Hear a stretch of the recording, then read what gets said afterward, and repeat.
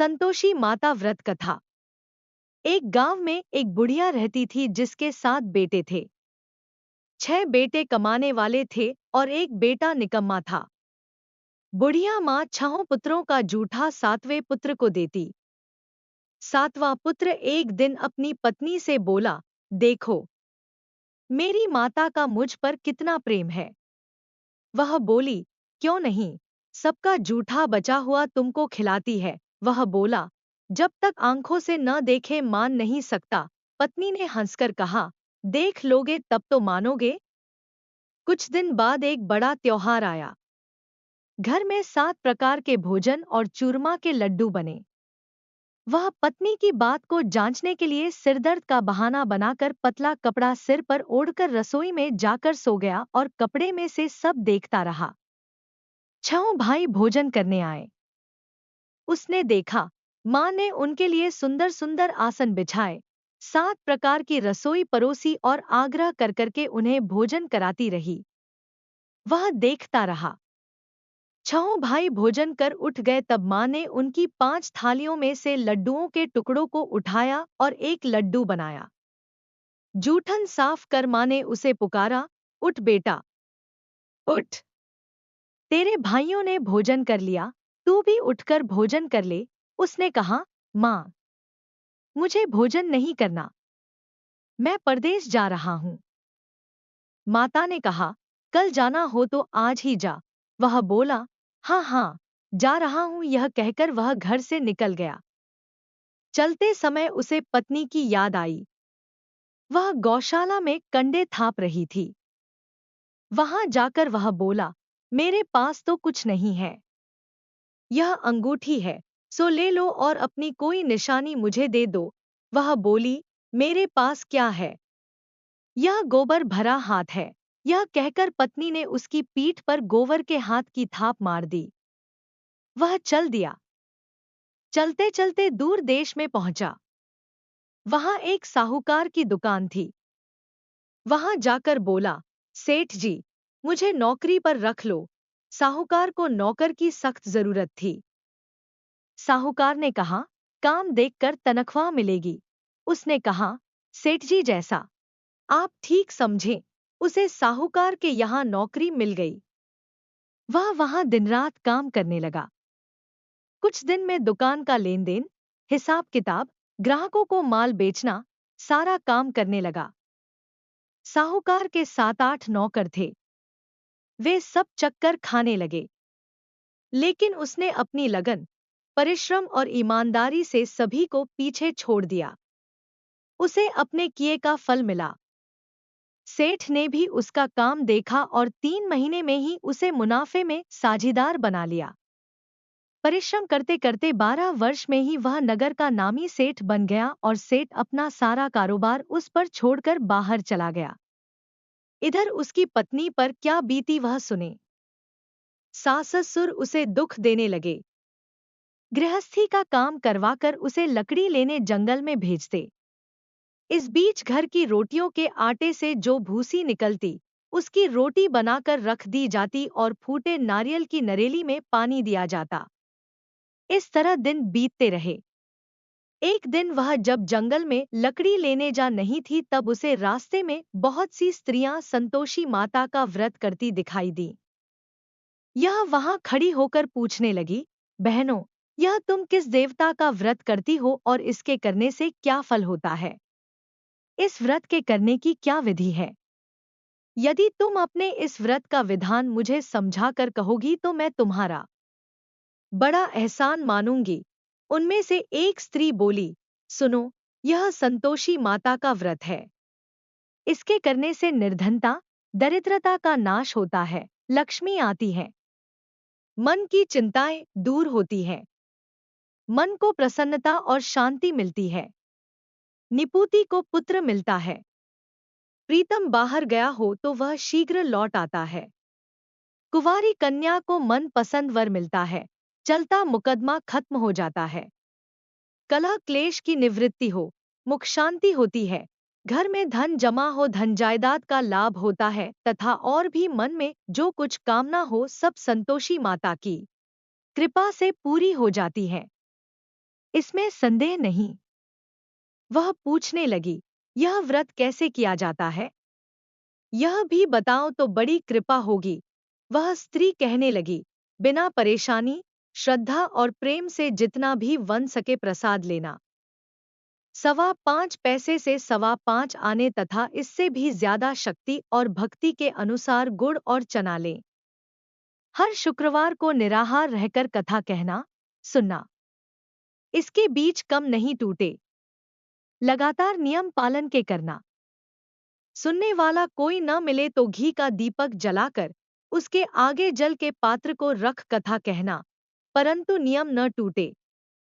जब तक कार्य सिद्ध न हो, नियम पालन करना और कार्य सिद्ध हो जाने पर व्रत का उद्यापन करना। 3 मास में माता पूरा फल प्रदान करती है। यदि किसी के ग्रह खोटे हैं भी तो माता 1 वर्ष में अवश्य उनको अनुकूल करती हैं।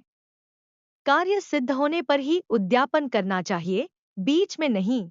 उद्यापन में 2.5 सेर आटे का खाजा तथा इसी अनुसार खीर तथा चने का साग बनाना।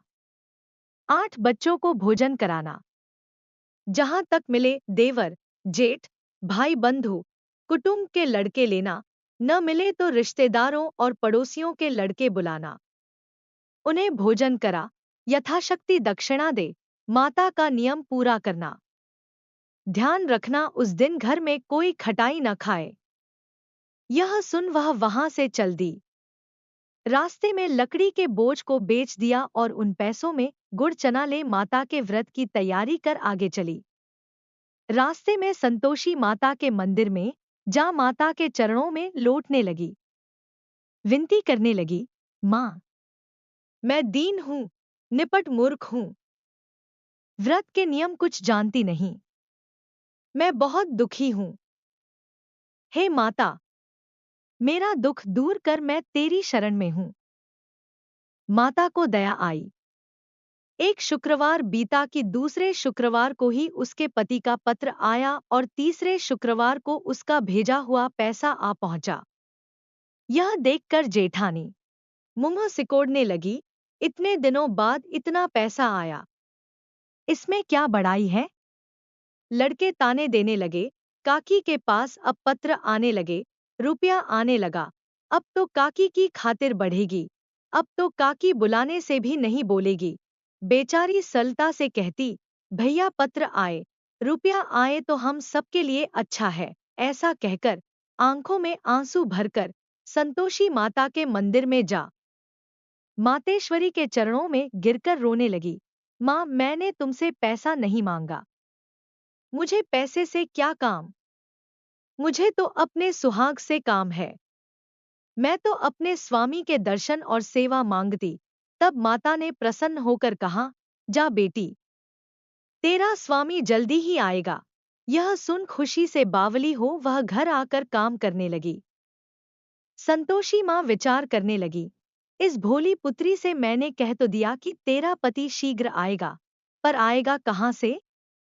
वह तो इसे स्वप्न में भी याद नहीं करता।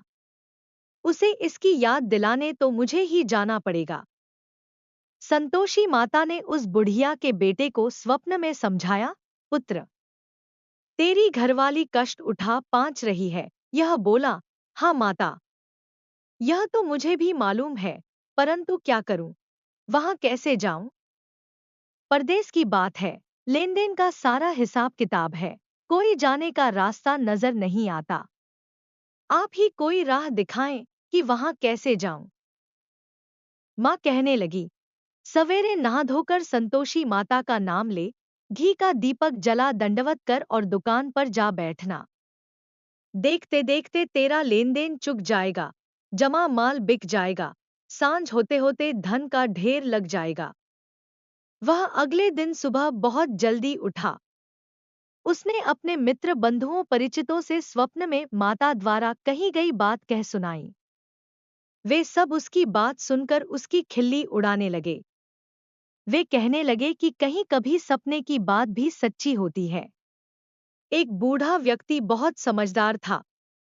वह बोला, देखो भाई, मेरी बात मानो, इस तरह सांच या झूठ कहने के बदले देवता ने जैसा कहा है वैसा ही करना। तेरा क्या जाता है। बूढ़े की बात मानकर नहा धोकर उसने संतोषी माता को प्रणाम किया। फिर भी का दीपक जलाकर दुकान पर जा बैठा। शाम तक धन का ढेर लग गया। वह हैरान हुआ। मन में संतोषी माता का नाम ले प्रसन्न हो घर जाने के वास्ते गहना, कपड़ा व सामान खरीदने लगा। सब काम से निपट अपने घर को रवाना हुआ। उधर उसको पत्नी जंगल में लकड़ी लेने गई।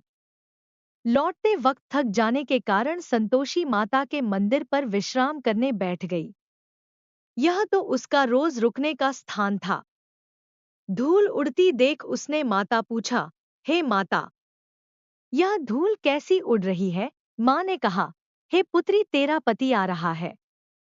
अब तू ऐसा कर, लकड़ियों के 3 बोझ बना, एक नदी के किनारे रख, दूसरा मेरे मंदिर पर और तीसरा अपने सिर पर रख। तेरे पति को लकड़ी का गड्ढा देखकर मोह पैदा होगा। यह वहां रुकेगा, नाश्ता पानी बना खाकर माँ से मिलने जाएगा। तू लकड़ी का बोझ उठाकर जाना और बीच चौक में गड्ढा डालकर 3 आवाजें जोर से लगाना, लो सासू जी, लकड़ियों का गट्ठा लो, भूसी को रोटी दो, नारियल के खोपरे में पानी दो। आज कौन मेहमान आया है। संतोषी माँ की बात सुनकर वह बहुत अच्छा माँ कहकर प्रसन्न मन से लकड़ियों के 3 बोझ बना लाई। एक नदी के तट पर, दूसरा माता के मंदिर पर रखा। इतने में ही मुसाफिर वहां आ पहुंचा। सूखी लकड़ी देख उसको इच्छा हुई कि अब यहीं विश्राम कर ले और भोजन बनाकर खा पीकर गांव चले। इस प्रकार भोजन कर विश्राम कर वह अपने गांव में आ गया। उसी समय बहू सिर पर लकड़ी का गड्ढा लिए आई। उसने गड्ढा को आंगन में डाल जोर से 3 आवाजें दी, लो सासू जी, लकड़ी का गड्ढा लो, भूसी की रोटी दो, नारियल के खोपर में पानी दो। आज कौन मेहमान आया है। यह सुनकर सास ने अपने दिए हुए कष्टों को भुलाने के लिए कहा, बहू, तू ऐसा क्यों कहती है। तेरा मालिक ही तो आया है। बैठ, मीठा भात खाकर कपड़े गहने पहन। पत्नी की आवाज सुनकर उसका स्वामी बाहर आया और उसके हाथ में पहनी अंगूठी देख व्याकुल हो गया। उसने माँ से पूछा, मान, यह कौन है। माँ बोली, बेट, तेरी पत्नी है। आज 12 वर्ष हो गए हैं जब से तू गया है। तब से सारे गांव में जानवर की तरह भटकती फिरती है।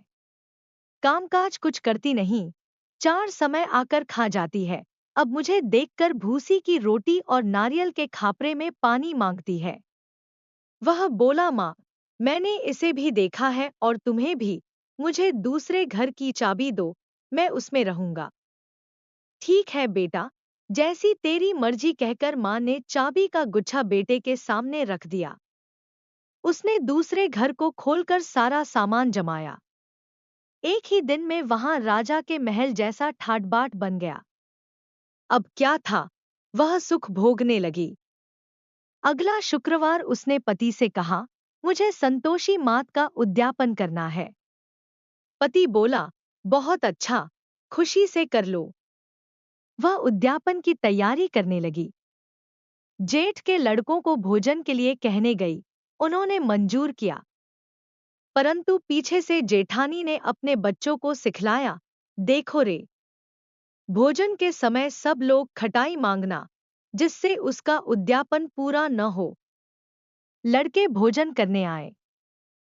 खीर पेट भरकर खाई, परंतु बात याद आते ही कहने लगे, हमें कुछ खटाई खाने को दो, खीर खाना हमें भाता नहीं, देखकर अरुचि होती है। लड़के उठ खड़े हुए, बोले, पैसे लाओ।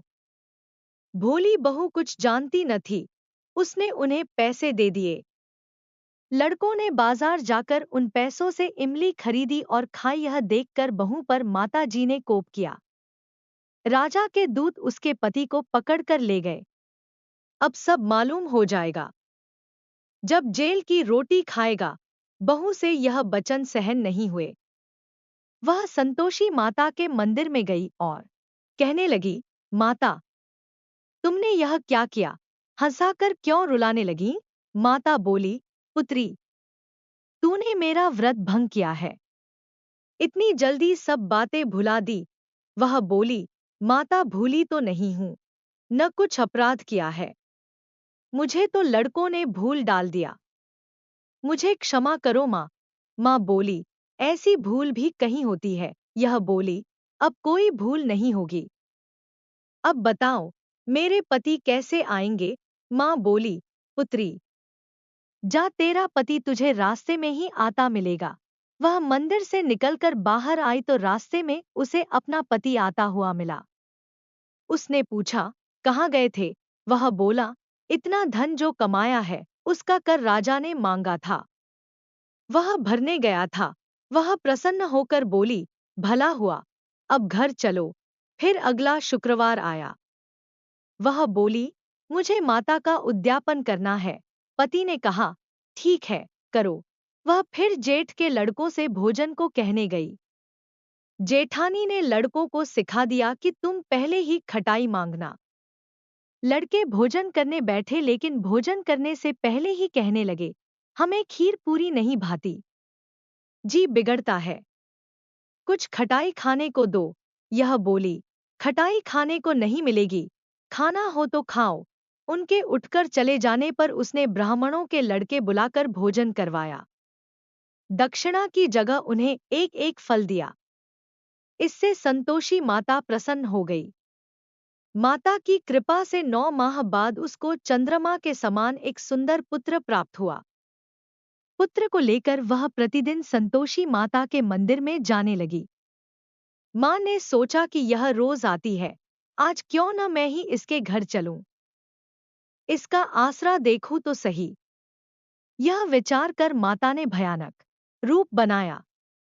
गुड़ और चने से सना मुख, ऊपर से मुंड के समान होंठ, उस पर मक्खियां भिनभिना रही थी।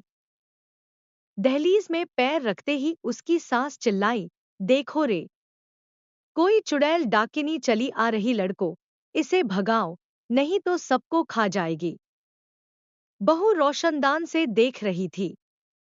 वही प्रसन्न हो उठी, आज मेरी माता मेरे घर आई है। यह कहकर दूध पीते बच्चे को गोद उतार दिया। इस पर उसको सास गोद में भरकर बोली, अरे रान, इसे देखकर कैसी उतावली हुई है, जो बच्चे को पटक दिया। इतने में माँ के प्रताप से जहां देखो वहां लड़के ही लड़के नजर आने लगे। यह बोली, माँ जी, मैं जिनका व्रत करती हूँ, यह वही संतोषी माता है। इतना कह उसने झट से घर के सारे किवाड़ खोल दिए। सबने माता के चरण पकड़ लिए और विनती कर कहने लगे, हे माता, हम मूर्ख हैं, अज्ञानी हैं, तुम्हारे व्रत की विधि हम नहीं जानते, तुम्हारा व्रत भंग कर हमने बड़ा अपराध किया है। हे माता, आप हमारे अपराधों को क्षमा करो। इस प्रकार बार बार कहने पर संतोषी मात प्रसन्न हुई। इसके बाद उसकी सास कहने लगी, हे संतोषी माता, आपने बहू को जैसा फल दिया वैसा सबको देना। जो यह कथा सुने या पढ़े उसका मनोरथ पूर्ण हो।